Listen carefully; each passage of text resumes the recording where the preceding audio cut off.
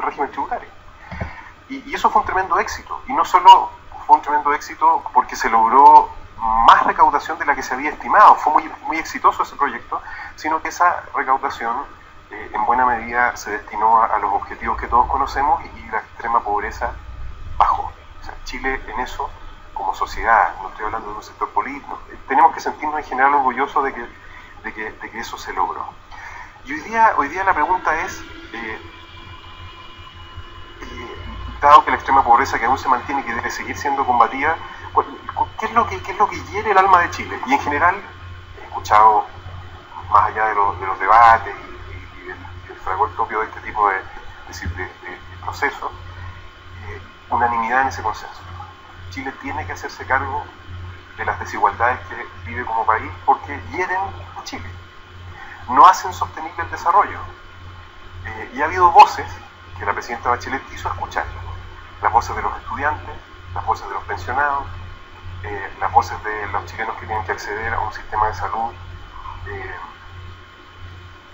que es doloroso para los que más lo necesitan. Entonces, dicho eso, entro un poco a la historia.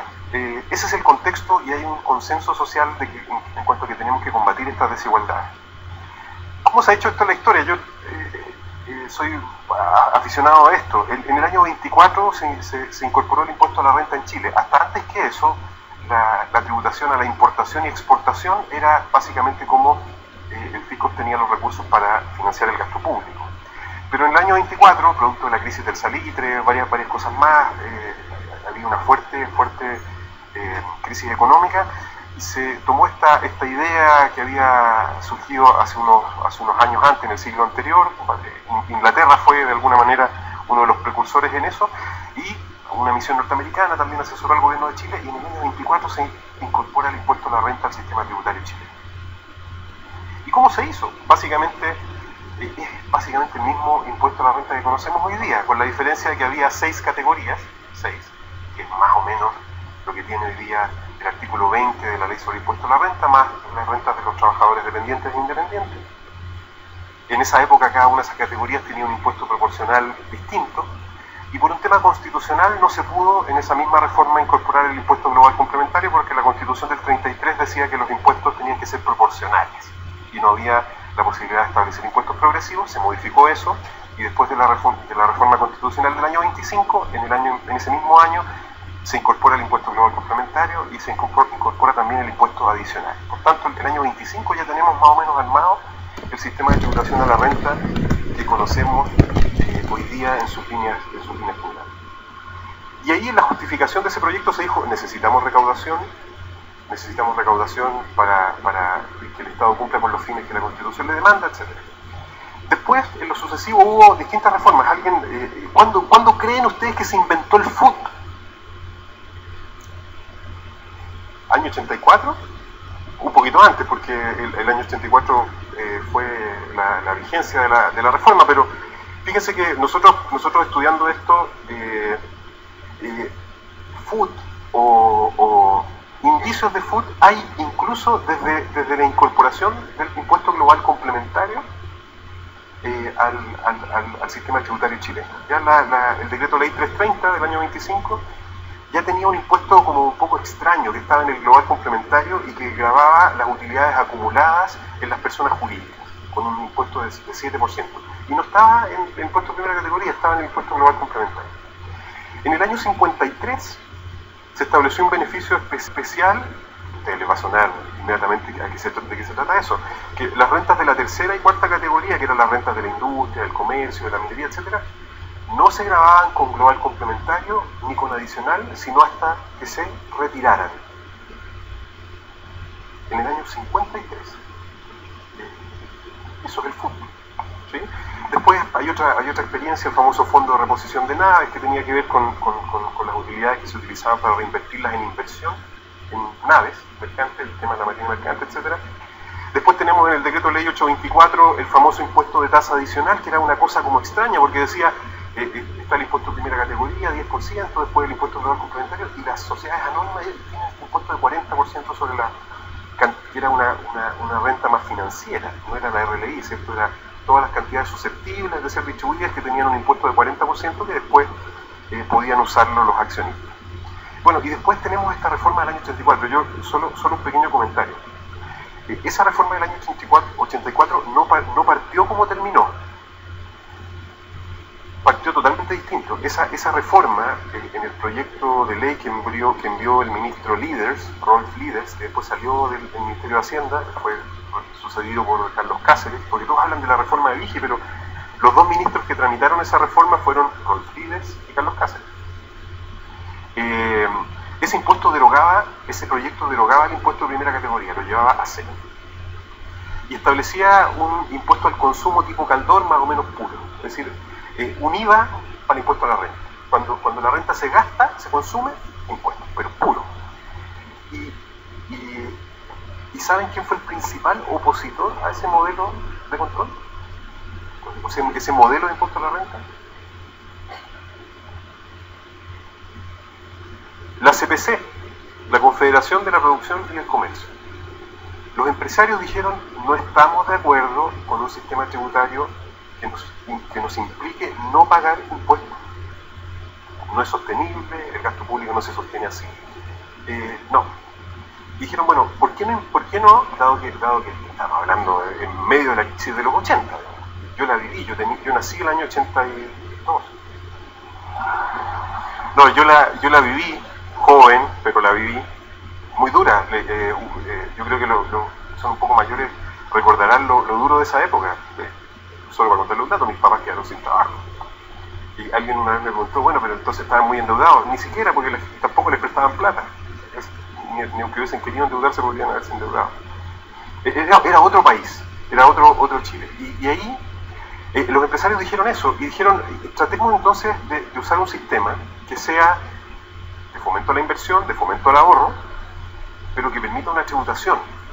Y dijeron, hay una cuestión en Estados Unidos que se está conversando, esto del impuesto crédito, y el equipo de la Confederación de la Producción y el Comercio fue liderado en ese punto por un destacado tributarista, desgraciadamente fallecido, Francisco de la Barra, que fue el que defendió que criticó al gobierno por el proyecto que venía impulsando en la Junta de Gobierno, y propusieron este otro proyecto donde el impuesto de primera categoría era un anticipo del impuesto de los socios, y crearon más o menos este FUT, que tampoco lo crearon porque el servicio de impuesto, poco después hubo que dictar una nueva ley para incorporar el FUT a la ley, porque se dictó una resolución primero que la hizo Eugenio, que está aquí parece, con otra gente, que solucionó los problemas operativos, pero empezaron a surgir temas constitucionales. Entonces después hubo lo que el Servicio de Impuestos Internos había solucionado para que el sistema operara, después el legislador se tuvo que hacer cargo y hizo más o menos lo mismo.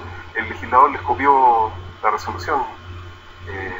Eso para que vean que desde hace muchos años hay gente que en impuestos internos hace las cosas muy bien. A mí en general me duele cuando se ha criticado ciertas facultades del Servicio de Impuestos Internos. Yo sé que hay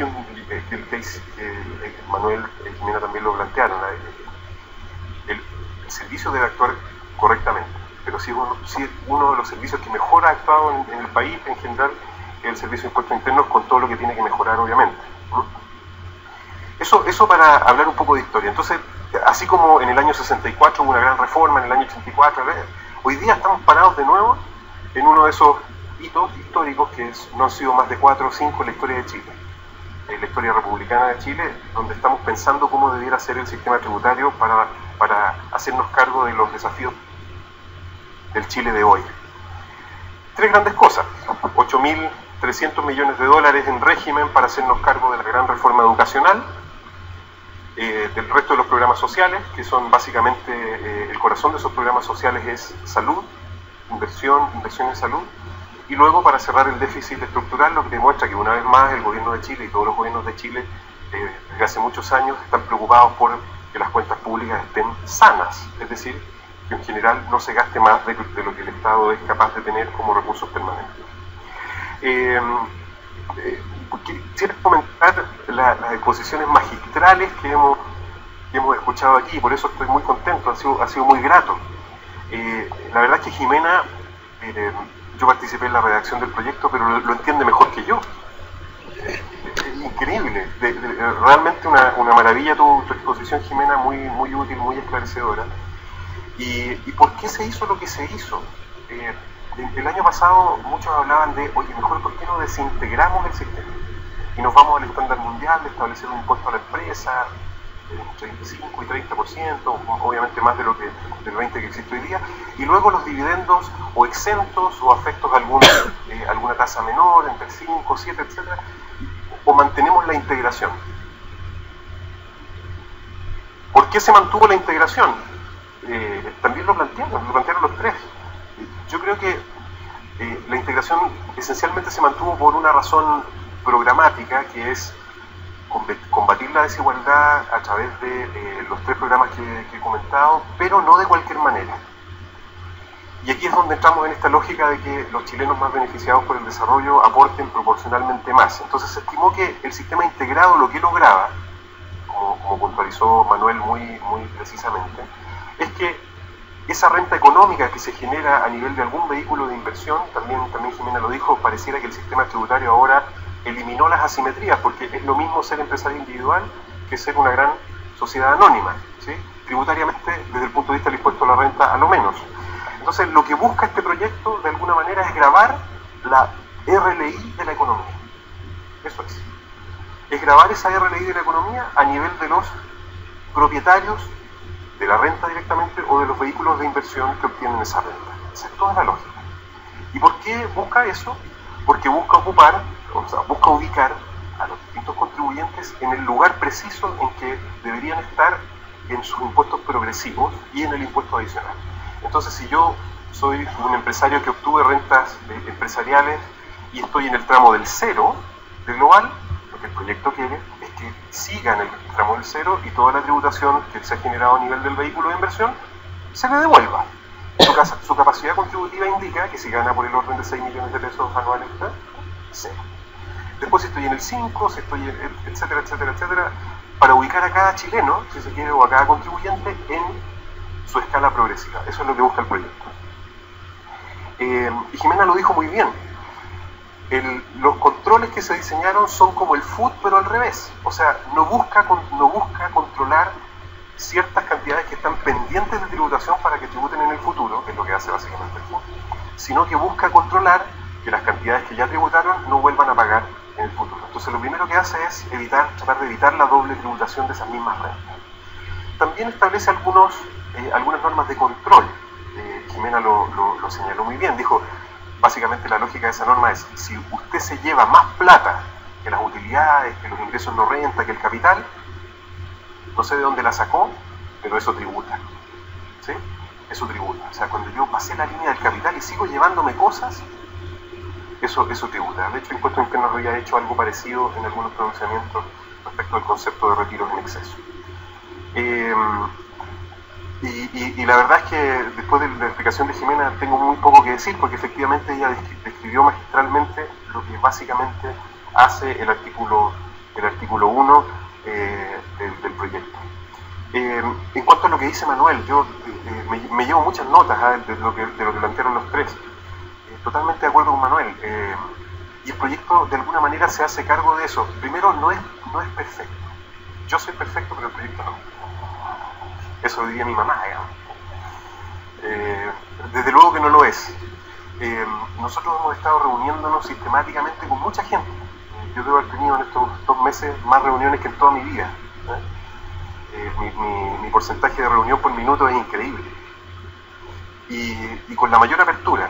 Las puertas del Ministerio de Hacienda están abiertas a los comentarios, a los documentos que nos quieran enviar, a las dudas que nos quieran plantear. No sé si vamos a tener la capacidad operativa, porque somos poquitos, de contestarlas todas, pero todas estas cosas que yo me he ido llevando, me llevo aquí, propiedad intelectual de los 3 expositores, indudablemente las vamos a analizar y si es necesario que sean consideradas, lo van a hacer. Manuel planteaba algo muy importante. Esto es un cambio de paradigma. Y como cambio de paradigma nos afecta a todos. Afecta a las empresas que tienen que hacerse cargo de este nuevo sistema tributario en el desarrollo de sus proyectos de inversión, a la administración tributaria que tiene que cambiar completamente lo que venía haciendo, y desde luego al mundo de los asesores tributarios que tienen a veces una agenda distinta de los empresarios y así cada uno está en su propia realidad, pero como dice Manuel, llegó el minuto de que miremos la realidad como un todo, que veamos lo que pasa con la micro, la pequeña, la mediana, la grande, con el Servicio de Impuestos Internos que tiene que modificar sus procesos, invertir en tecnología, capacitar a su gente, entrenarla en IFRS, etc. Y desde luego los asesores tributarios, que es donde el cambio cultural es más fuerte, porque el asesor tributario ahora tiene que ser mejor de lo que era. Esa es y comparto la visión de Manuel, es decir, ya no basta el experto en impuesto único de segunda categoría, no, ahora tengo que mirar a la empresa como un todo, porque lo que yo hago en un aspecto va a influir en lo que ocurra a otro nivel, como dijo muy bien Manuel, lo que ocurre a nivel de la empresa ya no es indiferente respecto de los dueños de la empresa. Nunca lo fue técnicamente, pero era menos, como estaba indexado con el flujo, la tributación, o con el gasto rechazado, etcétera, o con el retiro presunto, pero ahora no. Ahora el vínculo, la cercanía entre la empresa y el dueño de la empresa es casi total. Si se quiere, de alguna manera, una suerte de transparencia fiscal o fiscally transparent approach, como les gustan estos seminarios, así como transfer pricing. Veo a Roberto Ríos, me acuerdo inmediatamente de eso. Totalmente de acuerdo. ¿Y el proyecto de qué manera se hace cargo de eso? Que es a 4 años.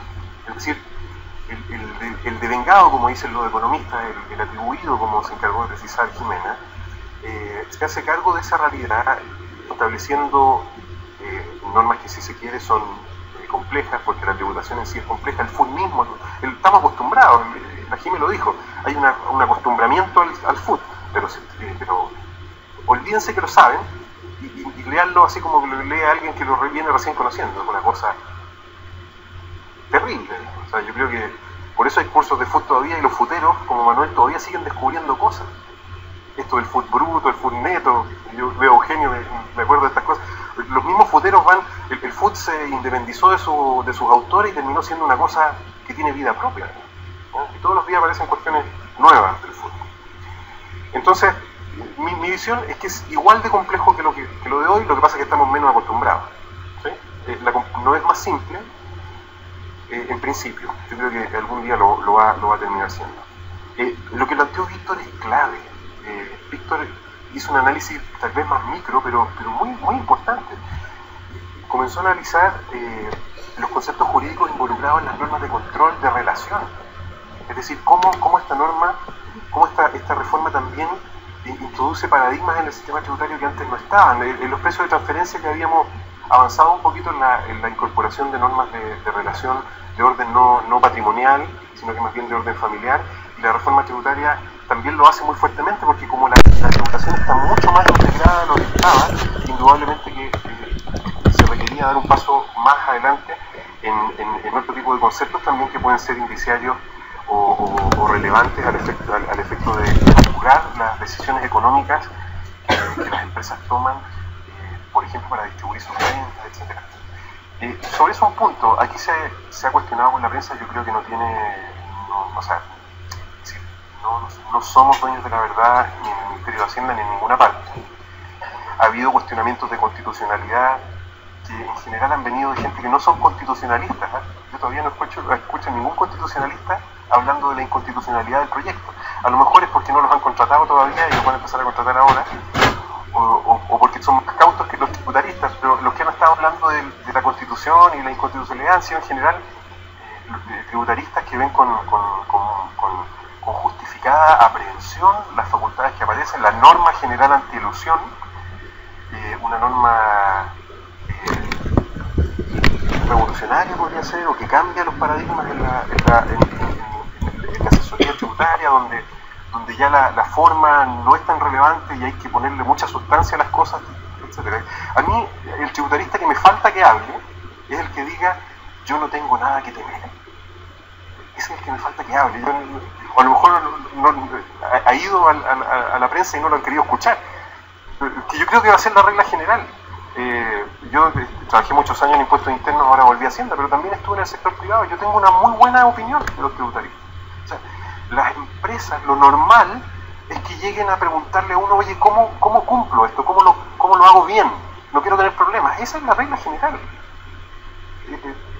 Por lo tanto, los que van a tener problemas son los mismos que potencialmente podrían tenerlos hoy día. Yo creo que en eso, al contrario, yo tengo la visión de que la norma general antielusión lo que hace es mejorar el estándar de certeza jurídica del sistema.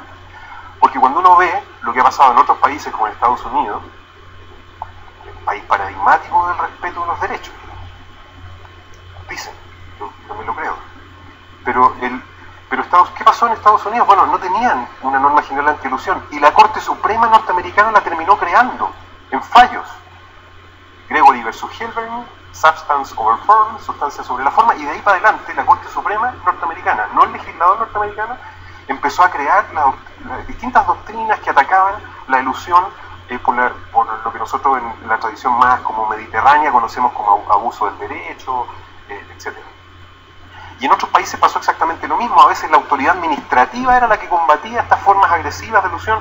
Y hay trabajos muy interesantes donde dicen que al final las normas generales antielusión hacen todo lo contrario. Y en Chile está pasando lo mismo que pasó en Estados Unidos. Si ustedes ven, el primer fallo de la elusión donde dijo, entre comillas, que lo voy a simplificarlo, los astutos no pagan impuestos. ¿Cierto? Donde dijo que la elusión era astucia, y donde sabemos que la astucia, más que astucia, muchas veces es tener los recursos para contratar al astuto, ¿cierto?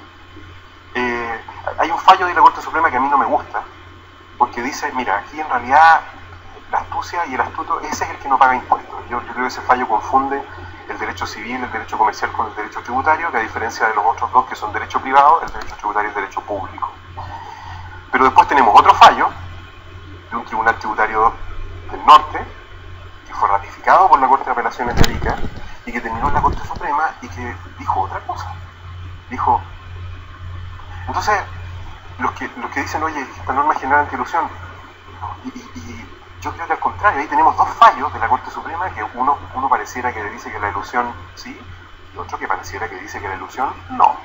Entonces hoy día ese parámetro, que pareciera la jurisprudencia chilena estar empezando a construir, lo dibujó la ley. Bien, mal, más o menos, perfectible, pero está ahí. Finalmente, y para no latearlos más, no me cabe duda que en este proyecto, en la tramitación del proyecto, seguirá siendo perfeccionado. Ahí ustedes no saben la cantidad de buenos argumentos, de buenas dudas que uno ha recibido, de análisis, etcétera. Yo les insisto, el Ministerio de Hacienda y el gobierno, lo dijo la presidenta, pero parece que no, hay gente que no le cree. El proyecto va a seguir siendo perfeccionado en la medida que sea necesario que se haga. Así como hubo 3 boletines de indicaciones en la Cámara, no me cabe ninguna duda que seguirá siendo perfeccionado en lo que le queda de tramitación. Y así como la reforma del 84 fue perfeccionada, ¿ustedes saben cuántas leyes se han dictado respecto de la reforma del 84? Casi incontables, partiendo por la que tuvo que incorporar el FUT a la ley, ¿cierto? Y sucesivamente decenas de modificaciones legales que tuvieron que ir ajustando el régimen en la medida en que la realidad de los proyectos y las dudas jurídicas lo iban necesitando. Yo no veo por qué no va a pasar eso con este proyecto. Si se termina aprobando, yo le agradezco a Manuel que piense que se va a aprobar. Muchas gracias, Manuel. Muchas gracias, Manuel. Eso va a ser así. Y va a ser dentro del proceso legislativo, y me imagino yo que en los próximos años, hasta antes de la vigencia, y tomo el punto de Manuel, por esa razón, se estableció su vigencia a partir del año calendario o comercial 2017 y tributario 2018, porque el Ministerio de Hacienda sabía que los actores del mercado tenían que acomodarse al proyecto, que los asesores tenían que acomodarse, que las universidades que iban a enseñar el proyecto tenían que acomodarse, que el Servicio de Impuestos Internos tenía que hacerlo. Y fíjense que parece mucho, pero es poco tiempo, es muy poco, hasta el 2017. Es un plazo que existe, que nos va a permitir trabajar, pero que es ambicioso, es muy ambicioso. Agradecerles nuevamente la invitación a esta gratísima jornada. Desde luego quedo a su disposición para las futuras actividades que se quieran organizar. Me llevo los comentarios que hicieron, muy valiosos todos ellos, y desde luego seguramente nos van a hacer llegar las cosas que surjan en el posterior debate, las dudas que ustedes tengan, las inquietudes que tengan, sobre todos los aspectos del proyecto serán bienvenidas, serán analizadas, y si es necesario se van a recoger. Muchas gracias por su invitación. Muchas gracias a todos.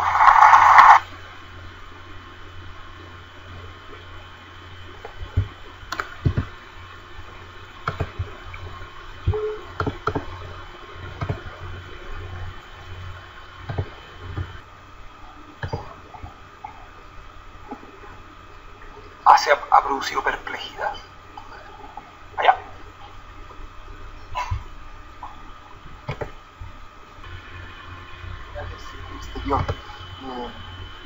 No escuché ningún, digamos, pensamiento al respecto.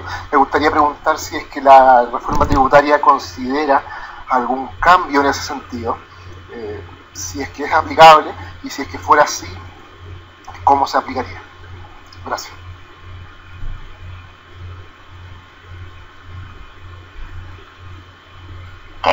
El proyecto sí contiene algunas normas que cambian la tributación respecto de las inversiones en el exterior, las filiales en el exterior, puesto que hoy día lo que se tributa respecto de tus inversiones en el exterior son las rentas cuando estas son percibidas, de acuerdo con la ley de la renta. El principio general de tributación de las rentas del exterior es sobre la base de la percepción, excepto cuando se tiene una inversión en una agencia o en un establecimiento permanente en el exterior, que en ese caso se recoge la renta devengada. No obstante, viene una nueva norma a la cual hemos llamado rentas pasivas, que consiste más o menos en lo siguiente. Cuando una entidad local invierte en el exterior en una inversión respecto de la cual tiene control, y esta inversión a la vez no es una inversión directa en una sociedad operativa, sino que a través de una sociedad holding, entonces la base de tributación con el impuesto a la renta sería devengado. Entonces ese sí es un cambio sustancial respecto de las rentas en el exterior, y que va a implicar tener que revisar todas las estructuras de propiedad que se han materializado por estas inversiones, porque sí van a tener un cambio relevante. Eso. ¿Alguna otra pregunta? Buenos días, mi nombre es Jorge Vargas y quiero hacer una consulta bien puntual. El pago del 10%, ¿cuándo se estima que se debería enterar el arca fiscal en ese caso, todo lo que se está planteando? Ok, el pago del 10% va a ser conjuntamente con el impuesto de primera categoría en el formulario 22. Es decir, en abril de 2018, que es cuando se van a declarar las rentas del año 2017, cada empresa, sociedad, entidad que está obligada a retener el 10% tendrá que declarar y pagar en el mismo formulario 22 el impuesto de primera categoría y la retención. Y coetáneamente, simultáneamente, a través del sistema de atribución de rentas que comentábamos, los contribuyentes finales tendrán que declarar esta renta atribuida con el crédito de primera y con la retención que en el mismo instante la empresa o sociedad está declarando y pagando. Un punto que se me quedó en el tintero, pero que lo abordaron, era respecto de la naturaleza jurídica de este 10%. La verdad es que ha habido bastante debate y malestar en algunos sectores de sostener que esto, la verdad es que me subieron el impuesto de primera categoría 35, porque económicamente así se percibe. O sea, la empresa va a necesitar tener el flujo para pagar ya no solo el 25, sino que incluso el 10. Pero jurídicamente hablando no está definida como impuesto, está definida como retención. Y tanto es así que el proyecto establece en el mismo 74.8 que la empresa podrá descontar del dividendo, retiro o el flujo de que se trate este 10%. Independientemente de cuándo lo haga, la ley no está diciendo que, porque esto es un tema en realidad societario, un tema de estatutos, de acuerdos, pero sí está establecido que la sociedad podrá descontar del flujo del dividendo retiro este 10%, y en qué oportunidad, bueno, en la oportunidad que se decida. Puede ser de una cuando se pague el dividendo retiro, puede ser en otro, depende, eso será como lo defina cada sociedad. El punto es que no va en la línea de impuestos. Hasta acá yo sé que a nivel de Colegio de Contadores se está conversando la postura técnica de analizar si este 10%, por ejemplo, va a incidir en los impuestos diferidos o no. No sé si hay una conclusión ya a este instante, pero sé que la línea de análisis va por sostener que no va en la línea de impuestos y por lo tanto tampoco va a incidir en los impuestos diferidos que se tengan que registrar contablemente. Sin perjuicio que, como esto se puede descontar del flujo, del retiro, del dividendo, tendrá que ser un menor patrimonio, porque una cuenta por cobrar en realidad no se puede descontar, pero más bien obedece al concepto de un menor patrimonio, como lo es un retiro, como lo es un pago de dividendos. Eso. Quisiera completar un poquito lo que Jimena está mencionando de aspectos que habría que corregir en la ley y que por supuesto que no nos dio todo el tiempo porque era muy restringido.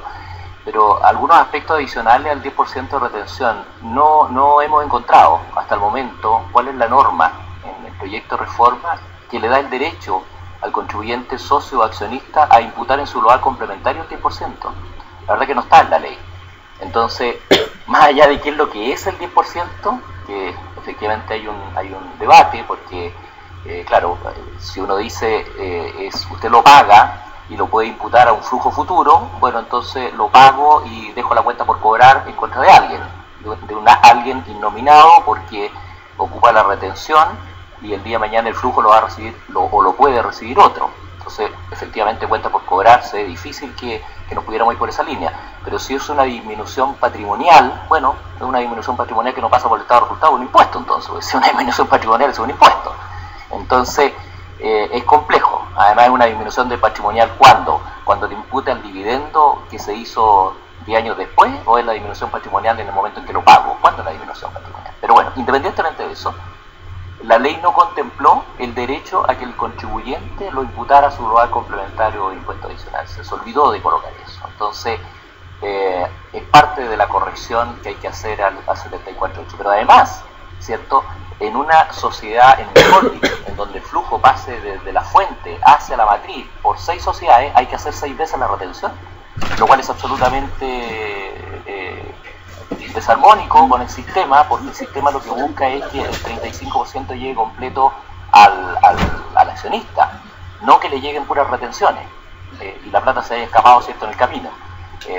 También hay que corregir eso, porque como está redactada la norma, ¿cierto?, no existe la posibilidad de que yo deje de retener respecto a una utilidad que está pasando por mí simplemente atribuida.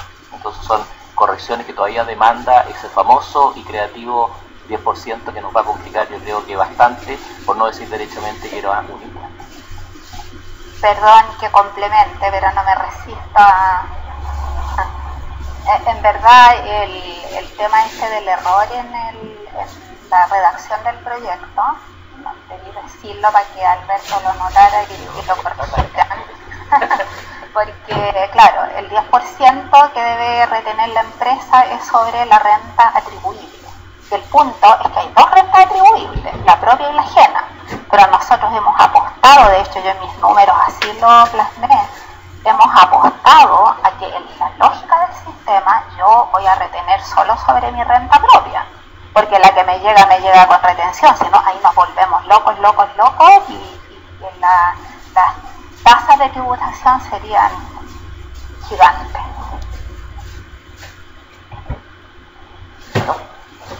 Bueno, nombre de Víctor Calera. dueño de una pequeña empresa, no soy contador, muchas de las cosas que han hablado eso me pasa. Así que me gustaría bajar un poquito a terreno más para las pymes, que son las que realmente creo que estamos sobreafectadas. Y es sobre el caso del 10% de retención que están diciendo ustedes. La realidad es que nosotros cuando declaramos nuestra renta a final de año nos cuesta tener el flujo financiero para hacer la obligación de impuestos, debido a que los flujos no llegan como uno quisiera, ¿ya? Y ahora nos están diciendo que tenemos que agregar un 10% en ese momento. Gracias al PPM podemos empezar a amortizar de poquito ese pago, esa obligación que vamos a tener en abril.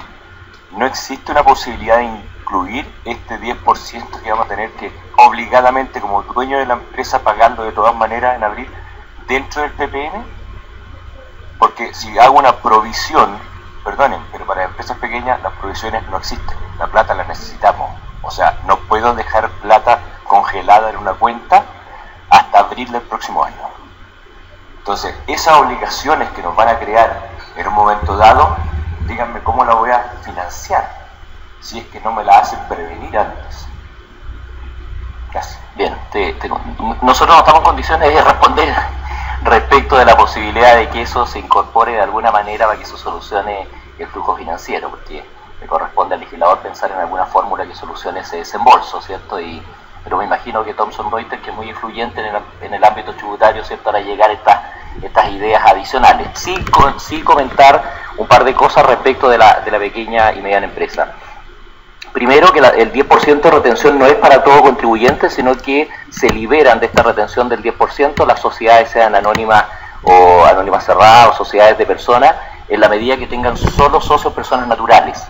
Cuando son solo socios personas naturales se liberan de esta retención del 10% en un entendido que extraño en la ley de pensar que esos son pequeños contribuyentes, cuando en realidad pueden haber contribuyentes medianos y grandes también que cumplan con ese requisito. Pero hay un supuesto ahí que en la medida que yo lo cumpla no se necesita ese 10%. Ahora, nosotros en el libro que trabajamos en la universidad abordamos el tema de la pyme en su momento, porque en esta mecánica de los impuestos integrados, que por Dios que le ha costado a Chile entender esta cosa del impuesto integrado, haciendo un esfuerzo de creatividad para poder explicarlo, en algún momento llegamos a la conclusión, con cierta asesoría de personas creativas que tengo alrededor, y me dijeron, oye, mira, explícalo con el tema del cine. Cuando tú vas al cine y te dicen que vas a pagar un 25% por entrar al cine, y después cuando te sientes a ver la película es un 35%, pero te devolvemos el 25% en la entrada, ¿cierto? Puede que la gente lo entienda un poquito más fácil de cómo funciona el impuesto de primera categoría respecto al lugar.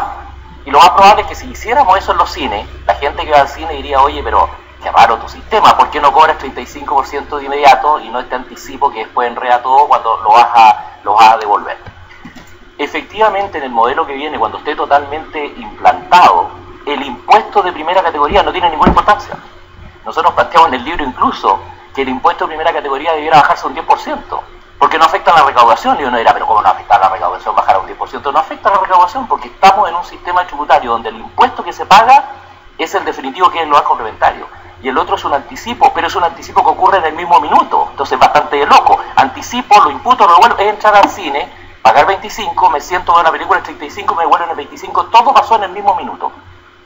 Entonces eso la verdad es que enreda y no da cuenta de lo que realmente es el espíritu final del sistema. Hoy día nosotros podemos escuchar a parlamentarios que dicen, ¿sabe qué? Este sistema está muy complicado. La verdad es que lo que debiéramos hacer es irnos a un impuesto progresivo a la empresa. Pero perdón, esto es un impuesto progresivo a la empresa, porque el anticipo del 25%, cuando se imputa el lugar complementario, ¿cuál es el impuesto definitivo de la utilidad empresarial? Un impuesto progresivo. Los que ganan menos van a pagar menos, que era lo que decía Alberto. Los que ganan más van a pagar más, porque el impuesto definitivo y único que se paga, digo único como impuesto final, y que se paga en abril de cada año y se va a resolver en un solo momento, es el impuesto global complementario adicional. Eso es, el otro es un anticipo. Pensando en eso, nosotros decíamos, bajemos, cuando ya entremos al régimen, bajemos el impuesto de primera categoría un 10%. ¿Para qué? Para que a la pyme no le sobre tanto. Porque si la pyme va a estar haciendo un PPM con una tasa del 25% y ese impuesto del 25% no era su tramo de global de gran parte de los socios de las pymes, entonces financiaron al fisco durante todo un año las pymes para que después le devuelvan y no le van a devolver automáticamente en abril cuando presentan la declaración, lo van a devolver después que el servicio de impuestos. El DFLO es una norma re antigua que afortunadamente en mi opinión se mantiene porque tiene otras aristas. Mira, aquí el tema, yo mencioné un libro que va a sacar Thomson Reuters que se llama, creo que el nombre correcto es Los desafíos en periodos de reforma, es el nombre del libro. Es re interesante leerlo, de alguna manera Alberto Cueva hizo también un resumen de dónde vienen las normas.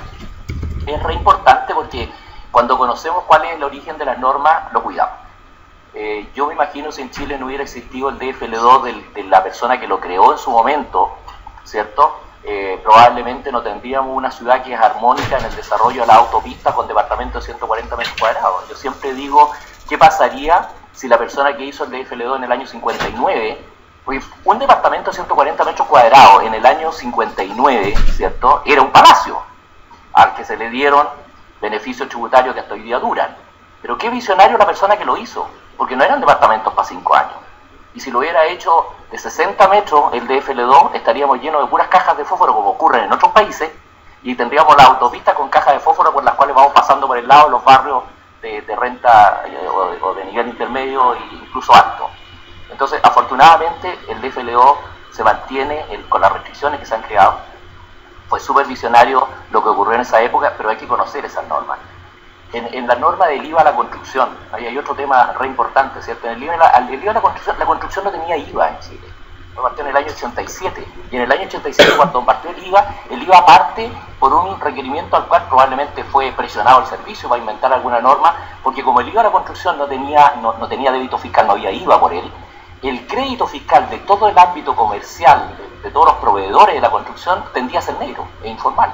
Y por supuesto que eso había que remediarlo. Entonces se remedia poniendo un IVA débito fiscal a la actividad, pero un débito fiscal no del 19%, sino que con el 65%, porque no se quería afectar la construcción, lo que se quería era formalizar el mercado de la constructora y el servicio. Imagino que esa idea tiene que haber tenido el servicio, lo resolvió muy bien económicamente para no afectar la construcción y nivelar el crédito fiscal que tenían derecho a las constructoras para formalizar ese mercado versus el producto final que salía. Pero uno empieza a leer después del tiempo y se empieza a hablar del subsidio a la construcción. ¿Qué subsidio? Veamos la historia, eso ni siquiera estaba grabado. Y entonces finalmente se concluye que hay que terminar con ese subsidio y llevar la tasa al 19%. Es que eso nunca fue subsidio y cuando llegamos al 19% lo que hicimos fue grabar una nueva base que no la teníamos grabada.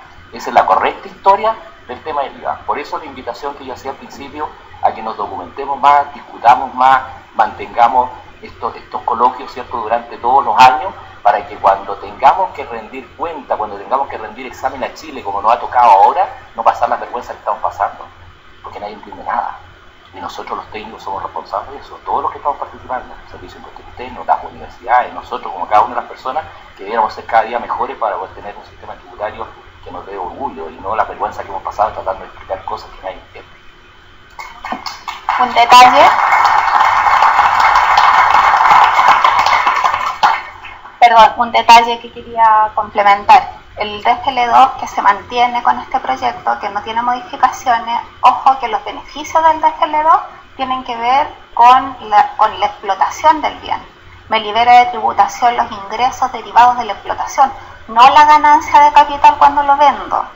Y eso sí es lo que está tocado en el proyecto. Sea DFL2 o no sea DFL2, da igual. No, muchas gracias, Jimena, a Víctor, a todos ustedes por haber venido. Hay una vieja expresión que dice que vivirás tiempos interesantes como estos. Lo que pasa es que eso no es una bendición, sino que es una maldición. Así que probablemente nosotros nos vamos a seguir viendo en los próximos meses, porque nosotros vamos a seguir trabajando con reforma tributaria y la reforma criminal. Muchas gracias, buenos días.